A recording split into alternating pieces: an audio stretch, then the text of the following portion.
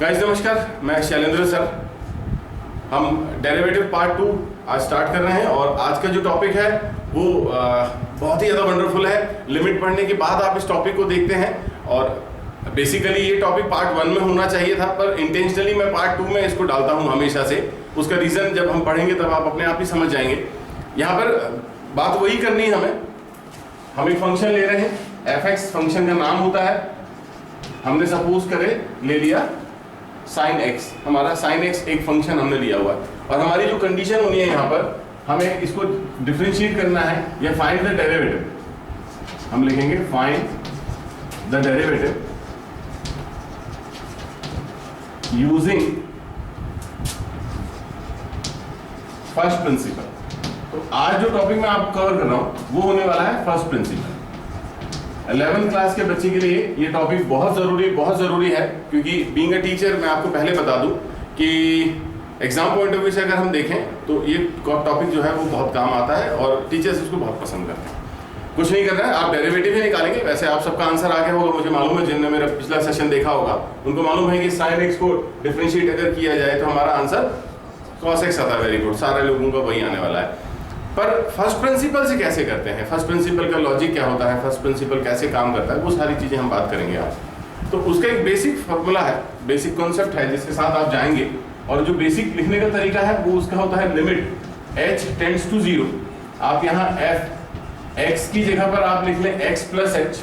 देखिए यहाँ पर x लिखा हुआ है, I use to write x plus h है, then minus fx upon h। ये बेसिक है। इस बेसिक में हम क्या करने वाले हैं, अभी हमारे जो क्वेश्चन है उसको हम सब्स्टिट्यूट करके यहाँ पर सॉल्यूशन बना ले जाएंगे। तो जब हम इस फॉर्मूले में वैल्यू पुट करेंगे तो लेफ्ट में हमें पता होना चाहिए कि हम कर क्या रहे हैं, हम डिफरेंशिएट कर रहे हैं D by D x F x. ये मैंने लिख रखा है D by D x F x. तो हम एफ एक्स को डिफरेंशिएट कर रहे हैं। बेसिकली तो लॉजिक वही का वही है जो हमने कल देखा था, लेकिन आज जो हम करना चाह रहे हैं हम कर रहे हैं with the help of first principle. और गाइस अगर मेरा बोर्ड शाइन कर रहा हो तो एक बात ध्यान रखिएगा कि मैं बोलता भी हूँ साथ में। तो मैंने यहाँ पे बोला हुआ D by D x F x मैं लिख रहा हूँ। अगर आपको विजिबिलिटी थोड़ी सी कम हो तो हम इस तरफ लिख लेते हैं, यहाँ ठीक रहेगा D by D x F x. ये हम करने वाले, ठीक है ना। अभी डिफरेंशिएट करने मैंने आपको एफ एक्स दिया हुआ है, तो आप किसको करने वाले थे, साइन एक्स को। यहाँ पर हम क्या करेंगे, एफ एक्स के साथ काम नहीं चलेगा। तो अभी आपने क्या करना है, आप लिख रहे हैं यहाँ limit h tends to 0, then यहाँ पर fx था sin x, तो हम यहाँ x की जगह लिख लेंगे sin x प्लस h। इतनी बात तो बहुत सिंपल है, समझ में आ जाती है। माइनस हमारे fx की वैल्यू क्या है, दैट इज sin x, और डिनोमिनेटर में हम लिख लेंगे h। तो मुझे लगता है यहाँ तक की बातें आपको सारी की सारी समझ में आ जाती है। इसमें कोई भी बहुत बड़ा रॉकेट साइंस नहीं है, और इसके बाद भी रॉकेट तो बनना ही नहीं है ना। क्यों? क्योंकि यहाँ पर आप क्लियरली देख सकते हैं कि sin c minus sin d का फॉर्मूला सीधे सीधे अप्लाई होने की कंडीशन बन रही है। तो क्या होता है sin c minus sin d का फॉर्मूला, 2 क्या होगा, sin c minus d by 2, नहीं, या sin c minus d by 2 and cos c plus d by 2 whole upon में क्या लिखा हुआ h। यहाँ पर ये x और ये x कैंसिल हो रहा है तो हमने कैंसिल कर देना। फिर हम यहाँ आ गए लिमिट h टेंड्स टू 0, ये है हमारे पास 2। अब देखिए इसके पहले जब आप लिमिट सेक्शन को डील कर रहे थे तो लिमिट पढ़ते वक्त आप क्या करते थे, यहाँ 2 से मल्टीप्लाई 2 से डिवाइड करते थे। क्यों करते थे वो समझा रहा हूँ। ये जो रिमेनिंग है इसका क्या बच रहा है यहाँ पर हमारे पास, साइन h बाई 2। तो इसके नीचे क्या होना चाहिए, h बाई 2। तो इस बार हमने क्या किया, ये वाला जो 2 है न्यूमरेटर का, इसको उठा के हम इसके नीचे लिख दें तो हमारे पास डायरेक्टली h बाई 2 बच रहा है। देन यहाँ पर क्या बचा हुआ है, cos 2x plus h upon 2, ये एंगल की जगह। तो लिमिट के साथ, अगर आपने पिछला सेक्शन लिमिट अटेंड कर लिया है तो लिमिट के साथ अगर इस पूरे पार्ट की मैं बात करूं तो ये पूरा पार्ट क्या बन जाता है, 1। This is considered to be 1। अब चूंकि हम लिमिट रख रहे हैं और मैंने आपसे पहले भी कहा कि जब लिमिट का यूज करें तो पूरे क्वेश्चन में एक साथ करें। तो एक साथ करें मतलब यहाँ पर भी आप 0 रख लोगे तो यहाँ क्या बचेगा, cos 2x अपॉन 2, तो 2 से 2 cancel, final answer is cos x। और ये आप सब जानते थे, पहले से ही जानते थे। आप तो बहुत खुश हो रहे थे कि वाह sin x का डेरिवेटिव करने के लिए आया है, तो हम सीधा सीधा cos x लिख देंगे, आंसर आ जाएगा। बट हम क्या बात करें with the help of first principle. First principle का बेसिक तरीका ये है, जहां पर आपको ये बात खास तौर पे ध्यान रखनी है, limit h tends to 0 fx plus h minus fx upon में h होता है। ये बेसिक है, अगर आपने ये ध्यान रख लिया तो आप किसी भी क्वेश्चन को हैंडल कर सकते हैं। अगला क्वेश्चन हम चलते हैं बेसिक से ही शुरू कर रहा हूं मैं, धीरे धीरे हम आगे बढ़ेंगे। दूसरा क्वेश्चन है fx हम ले रहे हैं, मुझे ऐसा लगता है e to the power x will be okay, e to the power x लिखना ठीक है, या मैं आपको एक और ऑप्शन दे देता हूं इसी के साथ में, क्यों ना हम e to the power sin x ले लें, क्योंकि देखिए डिफरेंशिएट तो कुछ भी हो सकता है ना, अगर डेरिवेटिव की बात कर रहे हैं तो हम किसी भी टर्म को डिराइव कर सकते हैं, डेरिवेटिव निकाल सकते हैं उसका। तो आप मुझे सेलेक्ट करके बताएं कि e की पावर x ठीक है या e to the power sin x ठीक है। तो अगर मैं करूंगा e to the power x तो फिर आप कर रहे होंगे e to the power sin x, अगर मैं e to the power sin x करूंगा तो डेफिनेटली फिर मैं आपसे कहूंगा कि आप करें e to the power x। तो गाइस वोट कर लेते हैं, e to the power x के साथ कितने लोग हैं? No one.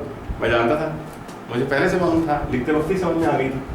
तो हमारे पास fx है e to the power sin x, हम डेरिवेटिव निकाल रहे हैं, सो दैट हम यहाँ पे d अपॉन dx लिखेंगे। मैं आपको फिर से बता दूं सारे लोगों को कि डेरिवेटिव निकालने के लिए ये d by dx जो है वो एक सिंबॉलिक रिप्रेजेंटेशन होता है। आप d by dx लिखते हैं, देन बाजू में fx लिखते हैं, तो आप समझ जाते हैं कि हम fx को डिफरेंशिएट कर रहे हैं। देन यहाँ पर हम फर्स्ट प्रिंसिपल अप्लाई करने वाले हैं, तो लिमिट h टेंड्स टू 0, क्या करना है मुझे, e to the power sin, जहां पर x है मुझे लिखना होगा x प्लस h, उसके बाद में मुझे लिखना होगा fx माइनस h। वैसे तो मैं हमेशा प्रमोट करता हूं बच्चों को कि बार बार आप अपने बेसिक फॉर्मूलाज को रिपीट करें, मैंने नहीं लिखा, मैं यहाँ नीचे लिख देता हूँ गाइस, सॉरी मुझे ऊपर लिखना चाहिए था। लिमिट h टेंड्स टू 0, मैंने क्या किया हुआ है, fx plus h minus fx upon h, मैंने इस वाले फॉर्मूले में ये वैल्यू पुट करी हुई है। अब इसको देखने के बाद आपके मन में कुछ कुछ तो आना चाहिए, मैं देखता हूँ आमतौर पे वो नहीं आता है, सीरियसली बता रहा हूँ नहीं आता है। क्या क्या आना चाहिए? बेसिक लिमिट के अगर फॉर्मूले में मैं लेके चलूँ आपको, लिमिट का बेसिक जो e to the power x से रिलेटेड था, तो वो हुआ करता था लिमिट, अगर x यूज कर रहे हैं तो x tends to 0, e to the power x minus 1 upon x is equal to 1 हुआ करता था। तो यहाँ पर तो ये 1 बन गया, लेकिन यहाँ पर भी कुछ तो टर्म दिख रही है e to the power x से रिलेटेड, बट मुझे कहीं से भी ना e to the power x minus 1 type का कुछ नहीं दिख रहा है। अब लिमिट के क्वेश्चन सॉल्व करते वक्त बहुत सारे क्वेश्चंस में हम क्या करते हैं, हम बच्चों को प्रमोट करते हैं कि सब +1 -1 कर दो। इस क्वेश्चन में वैसा कुछ नहीं हो सकता, बड़ा ही सिंपल सा क्वेश्चन है, लेकिन अपने आप में बहुत सारी दम लगता है। तो आपको प्रॉपर वे में जाके सीखना है, हमेशा याद रखिएगा। प्रॉपर वे कहने का मतलब -1 जो होता है वो -1 ही होता है।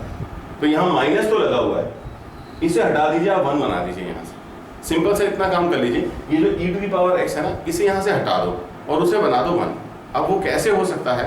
तो गाइस बड़ा सिंपल सा काम है, आप देखें यहाँ मैंने लिख लेना लिमिट h टेंड्स टू 0, इतना ठीक है, ये वाला पार्ट आ गया। मैंने इसको 1 बनाना था, तो मैंने क्या किया, e to the power x common ले लिया। कई बार जब मैं कॉमन लेता हूं तो बच्चे मुझसे पूछते सर यहाँ तो है ही नहीं, इस वाले में e to the power sin x तो है ही नहीं, फिर हम कॉमन, सॉरी मैंने गलती करी, e to the power x नहीं, ये sin x है, ये मेरी गलती, सॉरी। तो मुझे कॉमन लेना होगा e to the power sin x। तो बच्चे मुझसे कहते हैं सर यहाँ पे e to the power sin x तो है ही नहीं। उस समय एक छोटा सा काम आप कर सकते हैं कि जो नहीं है और हमको चाहिए, तो हम क्या करेंगे कि हम e to the power sin x से मल्टीप्लाई भी कर लेंगे और डिवाइड भी कर लेंगे, ठीक है ना। यहाँ अगर मैं e to the power sin x से मल्टीप्लाई कर लूँ, e to the power sin x से डिवाइड कर लूँ, तो मल्टीप्लाई वाला तो मैंने कॉमन ले लिया। अब जो डिवाइड वाला नीचे यहाँ इमेजिन करके आप देखिए, इमेजिन क्यों कर रहे हो यार, मेरे पास बहुत बड़ा बोर्ड है, मैं यहाँ पे लिख देता हूँ। देखिए ये रफ हमारा, हम e to the power sin x plus h यहाँ पे लिखा हुआ है, मैंने मल्टीप्लाई किया e to the power sin x से और मैंने डिवाइड किया e to the power sin x से, सेम हो गया। मैंने मल्टीप्लाई और डिवाइड ऐसे करना है। अब मैं मल्टीप्लाई वाला तो कॉमन ले लूंगा, ये जो मैंने सर्कल लगा दिया ये तो कॉमन आ गया, देखिए कॉमन आ गया।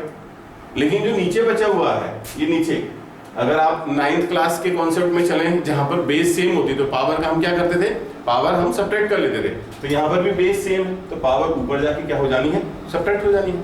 तो यहाँ पर फाइनली हमारे पास क्या बचता है, e to the power sin x plus h minus sin x, and then जो रिक्वायरमेंट थी हमारी यहाँ पर क्या आ गया, 1, नीचे क्या हमारे पास में x। सो गाइस हमने आधा काम तो कर लिया सक्सेसफुली, क्या e to the power x minus 1 ये तो हो गया, लेकिन यहाँ पावर में x थी, देयरफॉर यहाँ पर x था, यहाँ ऊपर x था तो नीचे भी हमने x लिख रखा है। उत्तरी यहाँ तो इतना सारा लिखा हुआ है, तो हमें नीचे भी वही चाहिए ना बॉस, तभी तो काम बनेगा। मतलब मेरे कहने का है limit h tends to 0 e to the power sine x, यहाँ पर लिखा हुआ है e to the power sine x plus h minus sine x minus 1 बड़ा थोड़ा सा, डिनोमिनेटर में x तो था लेकिन हमें क्या चाहिए sine x plus h minus sine x। तो ये हमने कहाँ से लाए हैं वो, चाहिए था, मैंने ठीक कहा आपसे कि this was our requirement to fulfil the formula format, ये तो ठीक है, लेकिन ये आया कहाँ से, तो हमने अपनी मर्जी से लिख लिया। तो मैथ्स ना आपको अलाउ नहीं करते अपनी मर्जी चलाने के लिए, अगर आपकी जरूरत थी और आपने डिवीजन में लिखा हुआ तो सिंपल सा कॉन्सेप्ट आप लगा लें, मल्टीप्लाई में भी इससे लिख लें sine x plus h minus sine x। अब ये जो पार्ट है, ये जो बॉक्स मैं बना रहा हूं आपके लिए, ये जो बॉक्स वाला पार्ट है, ये पार्ट तो बन जाएगा 1 with the help of this, but हमारे पास अभी ये बाकी है, अभी हमारे पास ये x बाकी है और यहाँ पर sine x plus h minus sine x बाकी है। पहले से हमने देखा हुआ है, पहले दिन से हम देख रहे हैं कि हम लिमिट को डायरेक्टली यूज कर लेते हैं, मतलब h टेंड्स टू 0 का मतलब h की वैल्यू हम 0 रखेंगे। तो यहाँ अगर मैं h 0 रखता हूँ तो गाइस हो क्या रहा, देखें sine x minus sine x become 0, यहाँ डिनोमिनेटर में एक x है अभी हमारे पास में, ठीक है ना, तो अभी आगे x नहीं है h है, ये आज बहुत गड़बड़ हो रही है मुझसे, ये h है, तो यहाँ पर भी हमारे पास 0 बन रहा है, यहाँ पर भी 0 बन रहा है, तो हमारा फॉर्मेट हो गया 0/0। तो हमने पहले से डिसाइड करके रखा है if we have 0/0 format it means we need to solve it again, हमें कुछ तो भी सॉल्यूशन बनाना है। तो जब हम सॉल्यूशन बनाने की बात करते हैं तो अब हम आगे बढ़ेंगे, limit h tends to 0 e to the power sin x into e to the power sin x plus h minus sin x upon sin x plus h minus sin x, यहाँ माइनस 1 है sorry, into ये क्या लिखा हुआ है, अभी हमने पिछले क्वेश्चन में यहाँ इसी का यूज किया, देखिए sin c minus sin d, ये यहाँ पे लिखा हुआ है उसी तरह से sin c minus sin d। तो मैं क्या करूँगा यहाँ पर 2 sin क्या हो रहा था c minus d by 2 and cos c plus d by 2, तो ये x और ये x कैंसिल हो गया, यहाँ पर हमारे पास x था वो हम यहाँ शिफ्ट कर देते हैं, जैसा कि पिछले क्वेश्चन में हमने सॉल्यूशन किया, क्या करेंगे ये बनेगा sin h बाई 2 और ये 2 नीचे जाके बन जाएगा h बाई 2।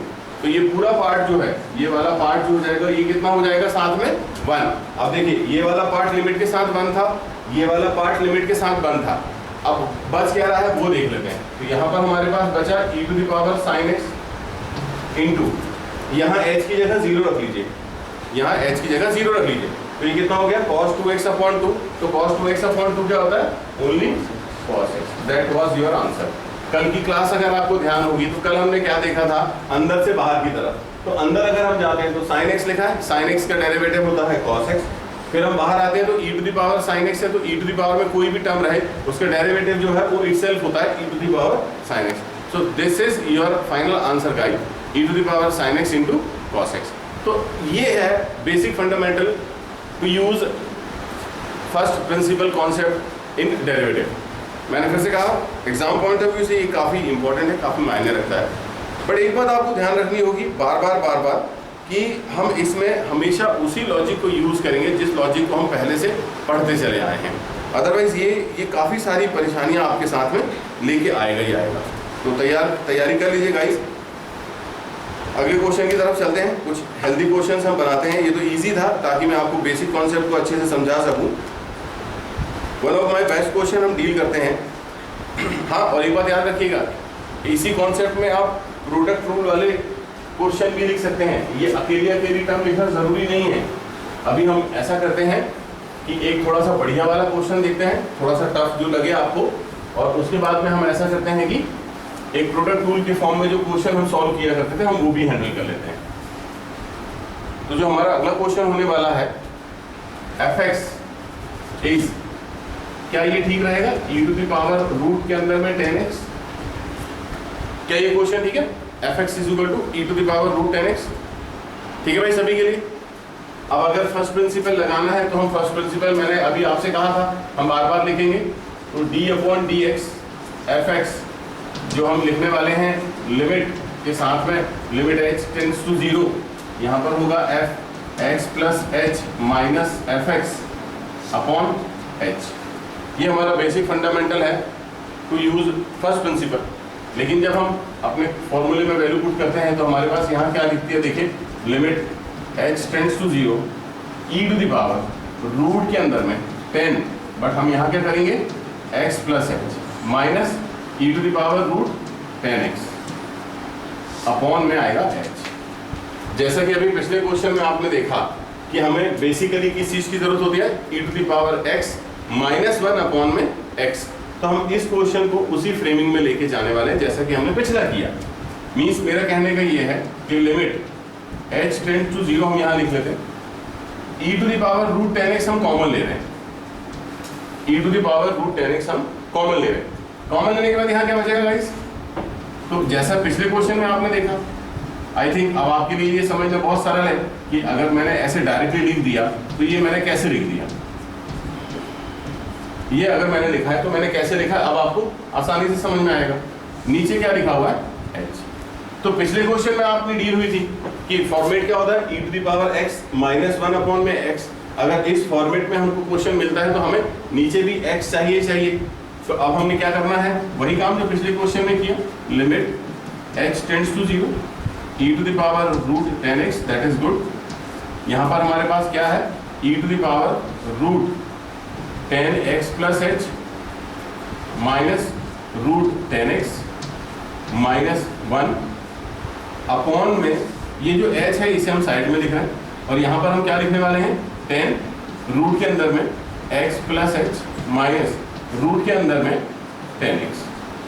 ये ब्रैकेट हो गया बंद। तो आपने ये डिवाइड करा हुआ अपनी मर्जी से, according to the rule of mathematics हमें मल्टीप्लाई भी करना होगा, तो हम यहाँ लिखेंगे 10x प्लस h रूट के अंदर माइनस ओनली 10x, वो भी रूट के अंदर। तो गाइस ये काफी बड़ा सा दिखने लगा है ना, ये जो बॉक्स है, जो मैं बॉक्स में टर्म लिखता हूँ, ये आपको समझाने के लिए है कि ये बॉक्स वाली जो टर्म है अब आपकी डिस्टर्बेंस लेवल से बाहर होगी। क्यों? क्योंकि अब हम इसे क्या बना लेंगे, 1। तो अब अगला पार्ट जो हमें हैंडल करना है, अगला पार्ट सबसे जो हैवी पार्ट मैं कहूँगा इस क्वेश्चन के लिए, आप देख सकते हैं कि यहाँ पे लिखा है रूट के अंदर में 10x प्लस h रूट में लिखा हुआ है, माइनस फिर एक और रूट में लिखा हुआ है 10x। तो अब हमें ये सेलेक्ट करना है, हमें ये चूज करना है कि हम इसको किस मेथड से आगे बढ़ाएंगे। किस मेथड से आगे बढ़ाएंगे, मेरा मतलब है कि क्या आप इसको 10 के साथ हैंडल करना चाहेंगे या फिर एक तरीका और हो सकता है। तो गाइस मैं ये हेल्प चाह रहा था आपसे कि अभी हमें इसको और सॉल्व करना है, तो बारी बारी से मैं ये लिखूंगा इतना सारा, तो काफी लंबा दिखेगा। तो क्या मैं इसको p डिनोट कर लूं, ये वाला जो पार्ट है, मैं ये कहना चाह रहा हूं आपसे, limit h tends to 0 e to the power root 10x fine upon h into p। अब ये p क्या है, तो p क्या करेंगे हम, ये बॉक्स को हम समझेंगे कि वो p है थोड़ी देर के लिए, ताकि इतना सारा बार बार ना लिखा पड़े। अब अगर यहाँ पे हम देखें तो हमारे पास क्या लिखा है, रूट के अंदर में sine x plus h upon root के अंदर में cos x plus h minus root के अंदर में sin x और रूट के अंदर में cos x। अब अगर इस मेथड को लेके हम जा रहे हैं तो क्या हम लंबा चले जाएंगे, मुझे नहीं पता, मुझे कुछ भी नहीं पता है, मैं सिर्फ और सिर्फ सॉल्यूशन बनाने की बात कर रहा हूँ। क्या हम रैशनलाइज करें, क्या हम एलसीएम ले, देखिए ऐसे कई सारे तरीके हैं मैथमेटिक्स में, ऐसे कई सारे तरीके हैं जिन तरीकों से आप अपने एक क्वेश्चन को बिल्ड कर सकते हैं। तो हमें करना क्या चाहिए, हमें अपनी प्रॉब्लम को सबसे पहले ढूंढना है। जैसे मैंने आपसे बार बार कह रहा हूँ कि h की वैल्यू आप यहाँ 0 रखो, तो ये बना root 10x minus root 10x, तो बन गया 0। और यहाँ पर अगर आप h की वैल्यू 0 रखते हैं तो 0/0 का फॉर्मेट आ गया। That's why we need to make up some solution. हम यहाँ पर कुछ सॉल्यूशन करने की कोशिश कर रहे हैं। अब उस कोशिश में, जैसे मैं टीचर हूँ तो मुझे ओरली अगली 2-3 स्टेप दिखाई देती हैं। जैसे मैंने यहाँ पर एलसीएम लिया, मैंने लिख तो दिया, साइन और कॉस के फॉर्म में लिख दिया, लेकिन मैंने अगली स्टेप देखी कि ये कॉस यहाँ जाएगा, ये साइन इधर जाएगा। तो मैं गलत था कि कहीं फॉर्मूला तो ना बन जाए, तो फॉर्मूला तो नहीं बन रहा रूट की वजह से, तो हमें रूट की वजह से कुछ प्रॉब्लम यहाँ पर झेलनी पड़ रही। तो फिर कुछ और हमें सोचना पड़ेगा।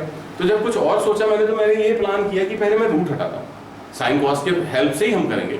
लेकिन हम रूट पहले हटा लेते हैं। तो रूट हटाने के लिए इसके पहले वाली क्लासेस में भी हमने देखा कि एक टर्म हम यूज करते हैं रैशनलाइजेशन, और मैंने उस समय आपसे बार बार कहा कि एक बच्चे को मिसकंसेप्चुअल वो हो जाता है, वो ये सोचता है कि rationalisation is handled only for denominator. यहाँ पर मैं आपको क्लियर कर दूं कि जो न्यूमरेटर में टर्म होती है उनको भी रैशनलाइज किया जाता है। तो अगर मैं इसे रैशनलाइज करूं तो न्यूमरेटर में मैं लिखूंगा x प्लस एच, आप भी वही लिखेंगे, माइनस 10x, और डिनोमिनेटर में हमें क्या लिखना होगा, रूट के अंदर में 10x plus h plus root के अंदर में 10x। सो गाइस मुझे ये लगता है कि अब देखिए अगर मैं यहाँ पर 0 रखता हूँ तो ये 0 नहीं बनेगा क्योंकि बीच में प्लस है।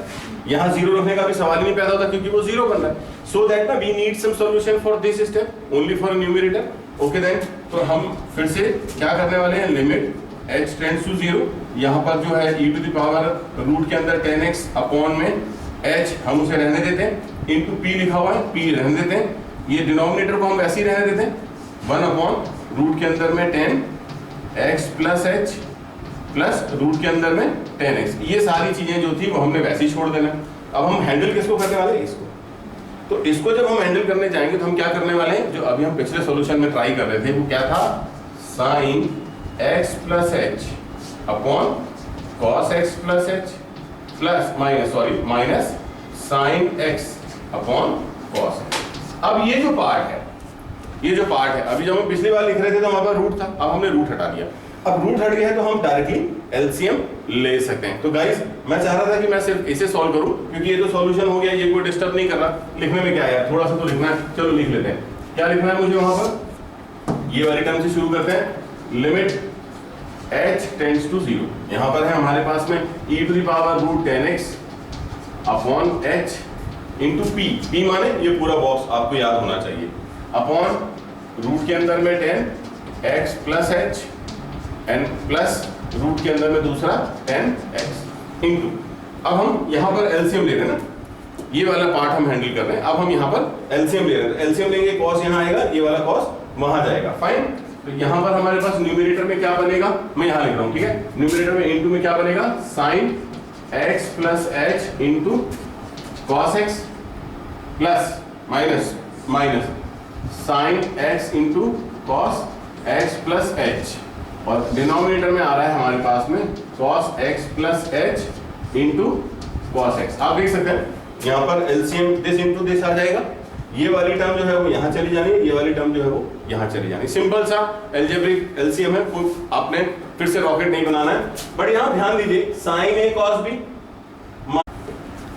सो गाइस हमने यहाँ देखा sign A cos B minus cos A sine B का फॉर्मेट बन रहा था, वो फॉर्मूला क्या हो जाता है, साइन ए माइनस बी अपॉन में cos x plus h into cos x है, तो x से x कैंसिल।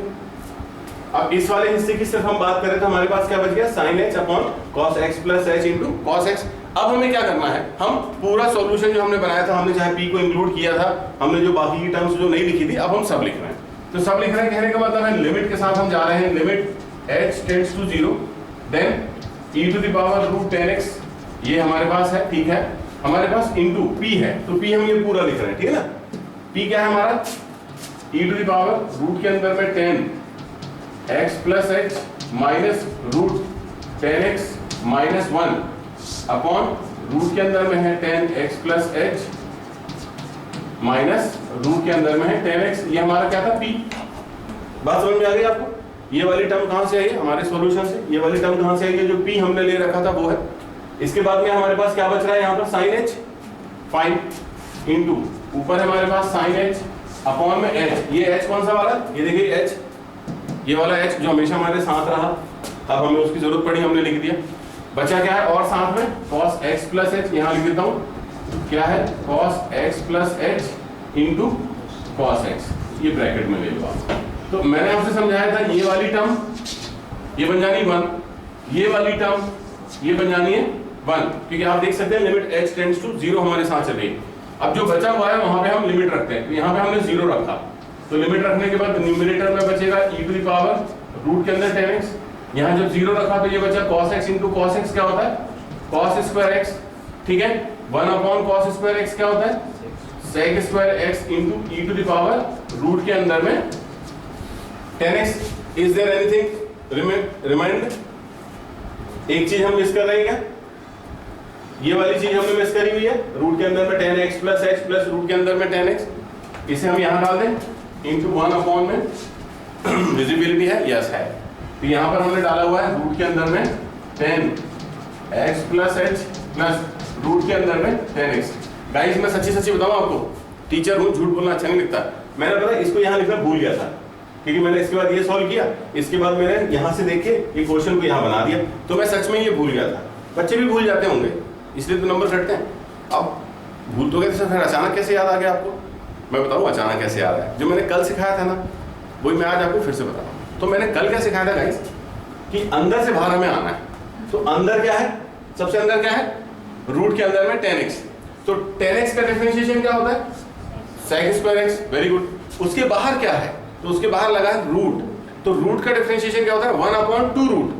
तो अगर मैं यहाँ पर वो टर्म मिस कर रहा था, तो मुझे अचानक ध्यान आया कि यार इसको तो मैंने ये बना दिया, लेकिन मेरे पास होना चाहिए 1/2 रूट 10x। तो यहाँ पर जब मैं h की वैल्यू 0 रखूंगा, तो मेरे पास वो टर्म आनी है, h की वैल्यू 0 रख के देखिए आप, तो क्या हो रहा है, रूट के अंदर में 10x प्लस रूट के अंदर में 10x, सो दैट ना डिनोमिनेटर में मेरे पास आएगा 2 रूट के अंदर में 10x। और e टू द पावर कुछ भी हो, उसका डेरिवेटिव हमेशा वही रहता है, e to the power root 10x। So guys ये मेरा फाइनल आंसर बना। पहले मैंने गलत किया, पर गलती मैंने ठीक कर ली। इसीलिए मैं हमेशा कोशिश करता हूं कि जो फर्स्ट प्रिंसिपल का कॉन्सेप्ट है, इसे हम सेकंड में लें, और जो डेरिवेटिव का बेसिक कॉन्सेप्ट होता है वो हम प्रीवियसली स्टडी कर चुके हैं पिछले सेक्शन में। तो आप भी इसी से अगर स्टेप में पढ़ते हैं कि पहले आप डिफरेंशिएशन को जान जाएं कि डिफरेंशिएशन क्या होता है, बेसिक फॉर्मूले आप याद कर लें कि उनको कैसे किया जाता है। उसके बाद अगर आप फर्स्ट प्रिंसिपल की कोशिश करेंगे, तो मैं यकीन करता हूं गलतियां तो होती हैं यार, बीइंग अ टीचर मैं गलती कर रहा हूं, तो बीइंग अ स्टूडेंट आपको तो अलाउ है। तो अगर गलतियां होती भी है ना, तो आपके पास एक परफेक्ट आंसर पहले से पता होता है। और मैं हमेशा अपने स्टूडेंट को सजेस्ट करता हूं कि क्वेश्चन कोई भी आए, क्वेश्चन कैसा भी आए, आप सबसे पहले अपने एरिया, रफ एरिया में जाके उसको डायरेक्टली डिफरेंशिएट करके आंसर बना लें। तो आंसर आपको पता होता है, तो आप जानते हैं कि अगर कहीं गलती हो रही है तो हम उसे कैसे ठीक कर सकते हैं। तो ये था लॉजिक फर्स्ट प्रिंसिपल का।